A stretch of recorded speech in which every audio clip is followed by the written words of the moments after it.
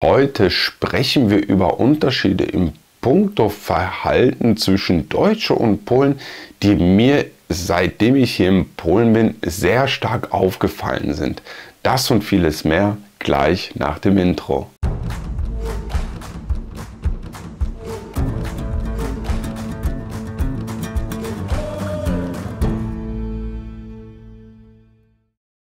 Hallo und herzlich willkommen auf meinem YouTube-Kanal. Kurze Vorstellung meiner Seite. Mein Name ist Christoph und ich bin vor einiger Zeit von Deutschland nach Polen ausgewandert. Ziel des Kanals ist es, den Menschen das wunderschöne Land Polen zu zeigen. Und das mache ich halt auf verschiedene Art und Weise. So wie jetzt sprechen wir gleich über ein paar Unterschiede zwischen Deutschland und Polen. Manchmal gibt es auch einen Reisebericht oder ich mache auch hin und wieder mal Reactions auf irgendwelche Videos, wo irgendjemand oder irgendeine Sendung über Polen spricht. Falls sich solche Themen interessieren, würde es mich wirklich sehr freuen, wenn du den Kanal abonnierst und auch sofort die Glocke aktivierst. Damit würdest du mir sehr helfen und meine Arbeit wirklich unterstützen. Vielen lieben Dank dafür. Kommen wir jetzt auch schon zum Hauptthema und sprechen über die Unterschiede, die mir hier über die ganzen Jahre aufgefallen sind, seitdem ich hier in Polen bin. Und hier darf man mich natürlich dann jetzt auch irgendwie nicht falsch verstehen oder nimmt die Punkte auch nicht zu negativ oder zu positiv. Das sind wirklich Eindrücke, die mir einfach wirklich über die ganzen Jahre aufgefallen sind, was, denke ich, auch normal ist, wenn man von einem Land in ein anderes Land auswandert oder umzieht, dann fragt man sich natürlich dann auch, wieso ist dieses Verhalten, wie es ist. Das ist ganz normal. Im Gegenzug werden mich auch die Menschen gefragt haben, wieso ich so denke oder dieses Verhalten habe. Und das ist eine Sache, die ich gerne mit euch teilen wollte, was mir hier so ganz stark aufgefallen ist. Und natürlich könnt ihr mir dann auch in den Kommentaren hinterlassen, ob ihr das so ähnlich seht, ob ihr vielleicht ähnliche Erfahrungen gemacht habt. Das würde mich wirklich sehr interessieren. Bevor wir gleich zum ersten Punkt kommen, möchte ich noch eine Sache vorweg sagen. Bei dem, was ich hier gleich erzähle, beziehe ich mich wirklich auf Ereignisse, die ich wirklich selber erlebt habe. Also ich mache immer eine ganz große Trennung zwischen dem Leben im Internet, wo man wirklich hunderte oder tausende Kommentare kriegt, wo alles an Menschen darunter ist, und da nehme ich mir das wirklich nicht so zu Herzen, weil da wirklich jeder anonym ist und da jeder wirklich alles schreiben kann, mehr oder weniger schreiben kann und darf, was er möchte. Und im echten Leben, also das heißt, wenn ich wirklich hier mit Leuten spreche, Leute aus dem Familienkreis, Leute aus dem Freundeskreis zum Beispiel. Also da möchte ich nochmal ganz klar sagen, dass ich da einen ganz großen Unterschied mache, und ich beziehe mich wirklich auf Fälle, die ich wirklich selber im echten Leben erlebt habe. Der erste Punkt, der mir hier sehr stark aufgefallen ist, wenn man hier mit jemandem diskutieren möchte.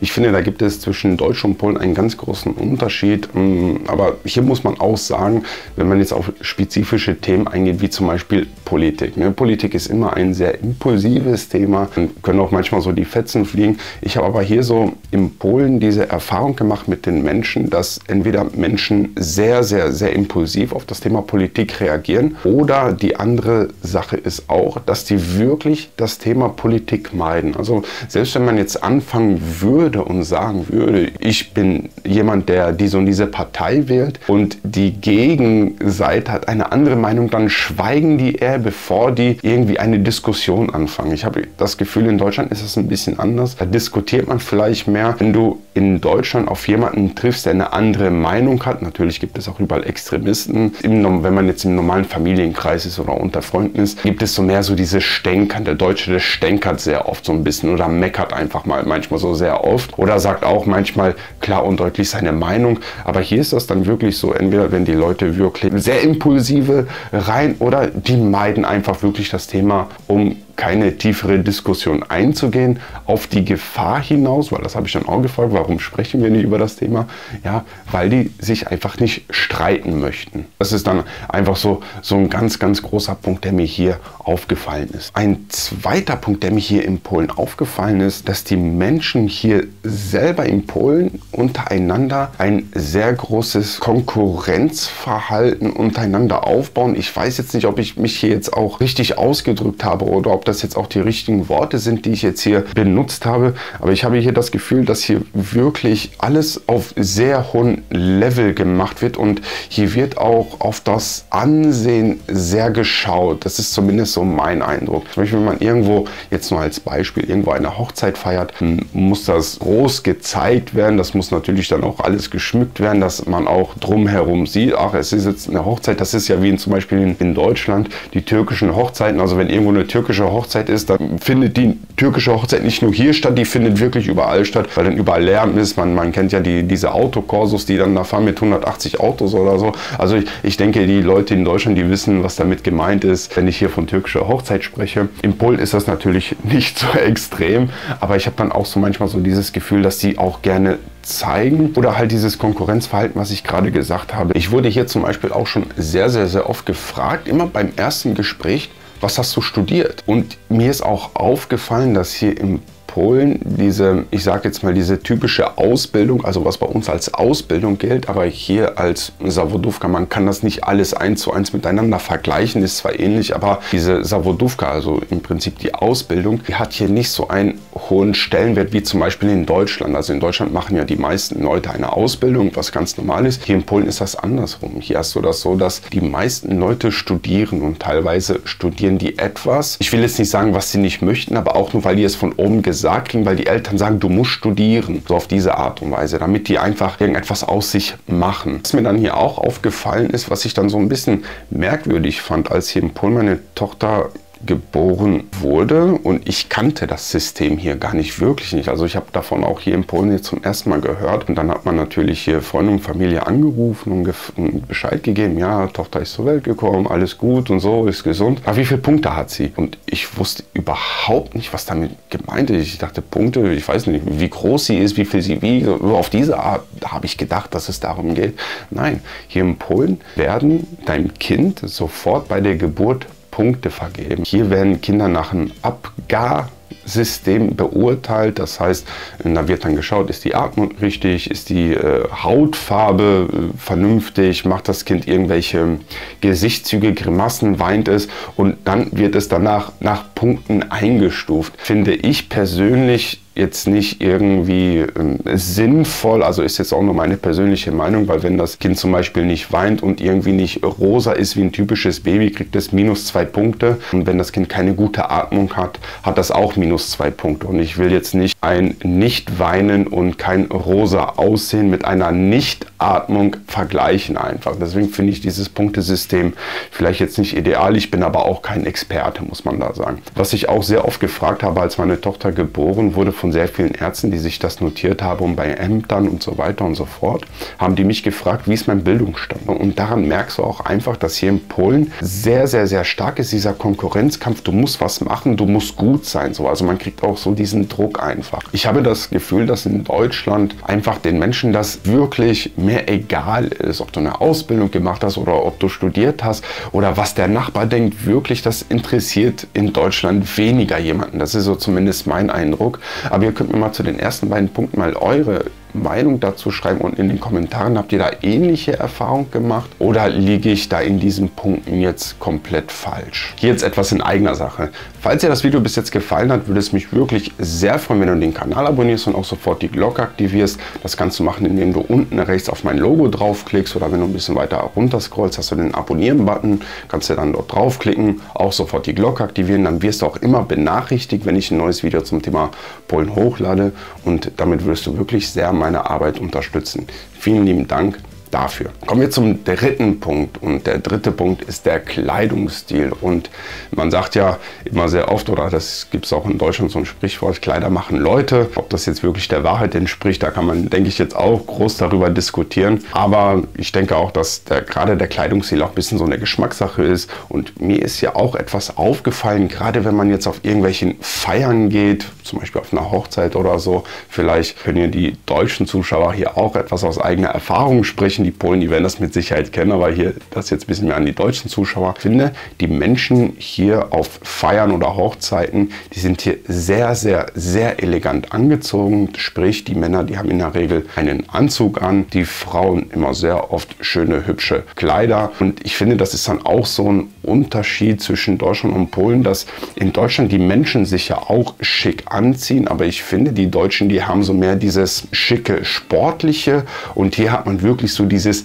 elegante und ich will auch nicht verheimlichen, dass ich hier auch, ich will jetzt nicht sagen, hier damit meine Probleme hatte, aber ich habe natürlich jetzt hier nicht so ganz viele Anzüge im Schrank, wie vielleicht der, ich sage jetzt mal der Standardpole, der wahrscheinlich mehr Anzüge im Schrank hat, aber ich habe sehr oft so dieses elegante Sportliche halt einfach an, zum Beispiel sowas wie so ein Sportsack oder ich habe einfach auch schöne Sneaker dann irgendwie an und das sieht dann auch manchmal dann komisch aus, sage ich mal, wenn du auf eine Hochzeit gehst, in die Kirche zum Beispiel gehen sollst und wirklich 99,99% haben Lackschuhe an und du bist der Einzige mit weißen Sportschuhen. Natürlich schöne, elegante weiße Sportschuhe. Wisst ihr, was ich meine? Jetzt nicht irgendwelche Straßenschuhe. Und ich finde, das ist dann auch ein ganz, ganz, ganz großer Unterschied, dass hier der Kleidungsstil sehr, sehr, sehr elegant ist. In Deutschland würde man vielleicht sogar sagen, etwas overdressed. Aber ich denke, wie gesagt, das ist ein bisschen auch so eine Geschmackssache. Ich muss sagen, mir gefällt hier der Kleidungsstil. Ich habe mittlerweile auch, ich glaube, 4 oder 5 Anzüge im Schrank. Ich habe auch 2 oder 3 Paar verschiedene Lackschuhe. Und wenn dann irgendein besonderes Ereignis ist, ziehe ich das dann auch mal sehr, sehr, sehr gerne mittlerweile auch an, was ich in Deutschland eigentlich nicht oder selten anhatte, weil warum? Da ist einfach der Kleidungsstil ein bisschen anders.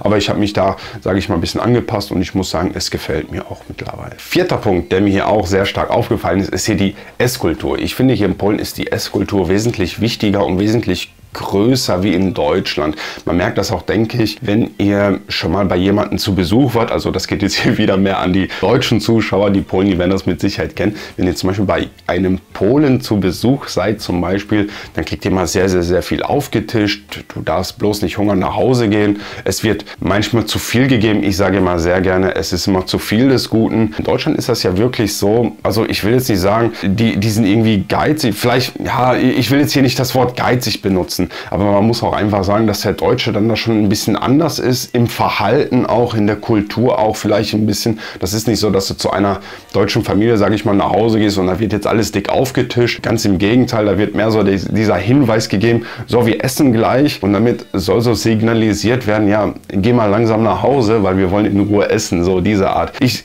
sehe das weder positiv noch negativ. Das ist dann einfach so dieser Unterschied, der mir hier sehr stark aufgefallen ist, dass hier die Esskultur einen wesentlich höheren Stellenwert hat. Und mich würde vielleicht auch interessieren, wieso das so ist. Vielleicht könnt ihr mir das mal in den Kommentaren hinterlassen oder gerade auch die polnische Seite, die damit vielleicht auch aufgewachsen sind, die ein anderes Erlebnis mit diesem Ganzen haben. Die können mir das vielleicht mal in den Kommentaren hinterlassen, wieso in Polen die Esskultur so stark ausgeprägt ist. Das würde mich wirklich sehr interessieren. Allgemein auch zu den letzten 2 Punkten oder allgemein zu den ganzen 4 Punkten, die ich bis jetzt aufgezählt habe, würde mich deine Meinung interessieren. Hinterlass mir das mal bitte in den Kommentaren. Liege ich da falsch? Liege ich da richtig? Oder habt ihr da ähnliche Erfahrungen gemacht? Schreibt mir das mal bitte in den Kommentaren. Falls auch du irgendein interessantes Thema hast, worüber ich vielleicht irgendwann mal sprechen sollte in einem Video oder falls du mir vielleicht auch einfach nur mal Feedback hinterlassen möchtest, kannst du mich auch sehr gerne kontaktieren. Meine Kontaktdaten findest du auf der Hauptseite oder auch hier oben über Instagram kannst du mich sehr gerne anschreiben. Der Name müsste jetzt hier irgendwo aufgeleuchtet sein. Ich würde mich sehr darüber freuen. Der 5. Punkt, der mir hier sehr stark aufgefallen ist, ist der Generationsunterschied. Und ich versuche auch ein bisschen zu erklären, was ich damit sagen möchte. Wenn du öfters meine Videos schaust, dann wird dir mit Sicherheit schon mal aufgefallen sein, dass ich bei meinen Erzählungen sehr oft zwischen alter und neuer Generation schon so einen Unterschied mache, denn hier ist der Unterschied zwischen der älteren Generation und der neuen Generation, finde ich schon sehr stark. Ich habe so das Gefühl, dass in Deutschland die Älteren und die Jüngeren von dem Verständnis her, also dass die sich mehr gegenseitig akzeptieren, ein bisschen näher zueinander sind, sprich die ältere Generation in Deutschland hat Verständnis für die jüngere Generation, ist offener auch für die jüngere Generation. Hier in Polen habe ich so das Gefühl, ist das anders. Hier ist das sehr oft so, Was ich jetzt auch eigentlich gar nicht so kritisieren möchte, also hier darf man mich jetzt auch nicht falsch verstehen, aber dass die ältere Generation sehr konservativ ist, auch sehr standhaft ist und einfach sagt, nein, wir machen das so und wir machen es nicht anders, ich möchte das nicht, wie es heute gemacht wird, ich möchte es lieber haben, wie es früher war. Mir ist das hier so sehr, sehr, sehr stark aufgefallen, einfach in gewissen Punkten. Ich weiß nicht, ob ich mich jetzt hier auch richtig ausgedrückt habe und ob ihr auch versteht, was ich meine, aber ich habe so einfach dieses Gefühl, dass ja der Unterschied zwischen den Generationen schon sehr, sehr, sehr stark ist. Der 6. Punkt ist etwas, was mir hier gerade zur Anfangszeit sehr aufgefallen ist. Klar, wenn man gerade frisch von einem in das andere Land umzieht, dann sind da diese Sachen mir sehr, sehr, sehr stark ins Auge gefallen. Und das ist zum Beispiel hier die Polen, zumindest ist das so mein Eindruck, ein bisschen ein chaotischeres Verhalten haben in gewisser Hinsicht. Und das sieht man zum Beispiel auch im Straßenverkehr. Ich finde, die haben einen chaotischen Fahrstil einfach, dass sie zum Beispiel sehr hektisch fahren, sehr rasant. Wenn es jetzt um das Parken geht, ist mir auch sehr oft aufgefallen, dass sie nicht immer gerade parken, was unter den Parkplatzbedingungen hier eigentlich schlimm ist, wenn es hier schon Parkplatzmangel gibt und dann noch jemand quer steht oder 2 Parkplätze einnimmt, weil er gerade Bock darauf hat. Naja, das ist jetzt auch egal. Und wo mir das auch aufgefallen ist, ist auch in der Arbeitswelt. Also ich habe so das Gefühl, dass in Deutschland dieses Arbeiten mehr darauf ausgelegt ist. Du hast einen Job, du hast eine Tätigkeit, mach diese Tätigkeit, aber mach die vernünftig. Ich habe das Gefühl, dass es in Polen so ist. Du hast einen Job, du hast eine Tätigkeit, aber mach noch 10 andere Sachen obendrauf. Aber das musst du gut machen und du musst alles gut machen. Und dadurch entsteht einfach Chaos. Das ist auch eine Sache, die ich dann vielleicht auch schon das ein oder andere Mal angesprochen habe. Ich finde, dass dann in gewissen Punkten dann auch irgendwo die Qualität dann einfach leidet. Ja, das ist einfach etwas, was ich hier so gesehen habe. Auch hatte ich hier schon mal natürlich ein paar Handwerker hier bei mir zu Hause und da ist mir auch aufgefallen, dass die in gewissen Punkten sehr chaotisch sind. Dazu kann ich vielleicht auch mal ein extra Video machen, weil da sind mir hier auch sehr, sehr, sehr interessante Geschichten passiert mit verschiedenen Handwerkern. Aber das ist auch ein komplett anderes Thema. Aber das ist auf jeden Fall auch etwas, was mir aufgefallen ist. Ich finde, die Polen, die haben ein bisschen mehr dieses Chaotische in sich, vielleicht auch ein bisschen mehr so einen chaotischen Lebensstil. Den 7. Punkt, den ich hier ansprechen möchte, ist eigentlich auch ein sehr interessanter Punkt und da ist auch die Frage an euch, ob ihr vielleicht ähnliche Erfahrungen damit gemacht habt oder ob ihr das ähnlich seht oder vielleicht könnt ihr mir auch erklären, wieso es gerade bei diesem Punkt solche Unterschiede gibt und das ist die Höflichkeit. Und hier darf man mich jetzt auch natürlich nicht falsch verstehen. Ich möchte hier nicht sagen, dass das eine Volk höflicher ist wie das andere. Mir ist aber sehr stark aufgefallen, dass beide Völker sehr höflich sind. Also ich finde Polen höflich sowie auch Deutsche sehr höflich, aber beide irgendwie auf eine andere Art und Weise. Und ich versuche das jetzt einfach mal zu erklären. Ich finde zum Beispiel, dass in Deutschland, wenn man irgendwo zum Beispiel jetzt ins Restaurant geht oder irgendwie einkaufen geht oder allgemein, wenn wir jetzt im Bereich Kundenservice gucken, dass da die Menschen etwas höflicher sind. Wenn man da jetzt irgendwelche, ich sage jetzt mal Fremden in Anführungsstriche anspricht, sind die dann höflicher zueinander. In Polen ist das wiederum so, dass die Menschen gegenüber Fremden, ich will jetzt nicht sagen abgeneigt sind, aber schon ein bisschen vorsichtiger sind. Wenn man jetzt im Bereich Kundenservice schaut, finde ich auch, dass die da weniger höflich sind, die Menschen. Also man kann jetzt nicht sagen, die sind jetzt nicht unhöflich, aber dieses Kundenfreundliche fehlt da ein bisschen. Aber wiederum ist das hier so, zum Beispiel, dass hier die Menschen in Polen, und das merkt man auch schon bei den kleinsten Kindern, wenn die jemanden ansprechen, die sprechen immer einen mit Herr und Frau an und danach dem Vornamen, also auf Polnisch jetzt Pan oder Pani. Das ist hier wirklich ganz normal, das ist ganz üblich und das ist egal, in welcher Altersklasse man ist. Ob man jetzt einen Gleichaltrigen gegenüber sich stehen hat, an erster Stelle normalerweise in der Regel wird man immer mit Pan oder Pani angesprochen. In Deutschland ist das ja, finde ich, etwas anders, vielleicht etwas lockerer. Natürlich spricht man in Deutschland auch die Menschen mit Herr sowieso, also Herr XY oder Frau XY an. Nur ich zum Beispiel habe auch selber die Erfahrung in Deutschland gemacht, dass ich zum Beispiel meinen Zahnarzt, den ich in Deutschland hatte, der auch vielleicht um die 10 Jahre älter war als ich, zum Beispiel ganz normal geduzt habe. Auch wenn ich irgendwo auf der Arbeit war oder so. Meine Vorgesetzten, das war schon eigentlich fast normal, dass man die geduzt hat. Jetzt nicht alle, aber sehr, sehr, sehr viele. Das war so ganz normal. Ich finde, das ist auch so ein bisschen so diese deutsche Kultur, dass sie in diesem Fall da vielleicht etwas lockerer sind. Vielleicht ist das dann auch eine etwas engere Verbindung. Ich weiß nicht, das ist jetzt auch irgendwie schwierig zu sagen. Vielleicht dieses Kollegiale, so nenne ich das jetzt einfach mal.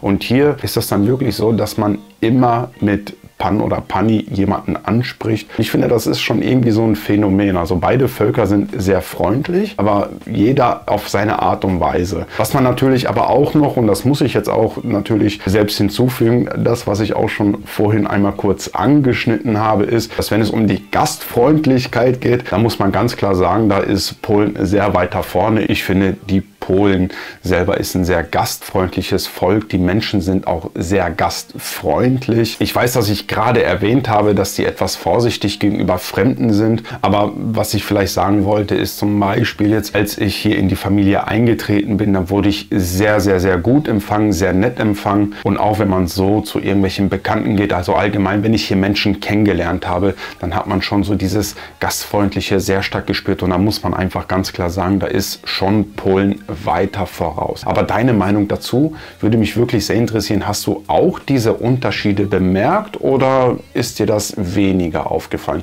Hinterlass mir das mal bitte in den Kommentaren. Das sind jetzt die Verhaltensunterschiede, die mir hier sehr stark aufgefallen sind. Und wie gesagt, bitte nimmt das eine, also jetzt beide Seiten, die polnische und die deutsche Seite, nimmt das bitte nicht irgendwie zu negativ oder zu positiv. Das sind einfach ganz normale Unterschiede, die mir hier aufgefallen sind. Nichtsdestotrotz, ob mir hier ein Punkt gefallen hat oder nicht, ist das natürlich jedem selbst überlassen, wie er sich verhält, wie sein Lebensstil ist und so weiter. Es hat im Prinzip gar keinen Einfluss auf mich persönlich. Deswegen sage ich mal, es sind mir auch viele Sachen eigentlich egal, wie jemand sich zum Beispiel anzieht, welchen Gedanken er hat, welche politische Richtung er bevorzugt, ist mir wirklich eigentlich egal. Wichtig ist, dass ich und meine Familie uns hier gut fühlen, dass wir hier in Sicherheit sind. Das ist für mich immer eigentlich so dieser wichtigste Punkt. Aber trotzdem ist das mal so eine Sache, die ich hier ansprechen wollte. Und mich würde interessieren, ob du vielleicht ähnliche Erfahrungen in diesen Bereichen gemacht hast. Oder welche Unterschiede sind dir vielleicht aufgefallen, als du mal hier in Polen warst? Also das geht jetzt wieder mehr an die deutschen Zuschauer, nicht an die polnischen Zuschauer, weil die polnischen Zuschauer werden wissen, wie es hier in Polen ist. Aber hinterlass mir das mal sehr gerne in den Kommentaren. Das würde mich wirklich sehr interessieren. An dieser Stelle danke ich dir wirklich, dass du dir dieses Video bis zum Ende angeschaut hast. Damit unterstützt du mich und meine Arbeit wirklich sehr. Vielen lieben Dank dafür. Bleib gesund und bis zum nächsten Mal. Ciao.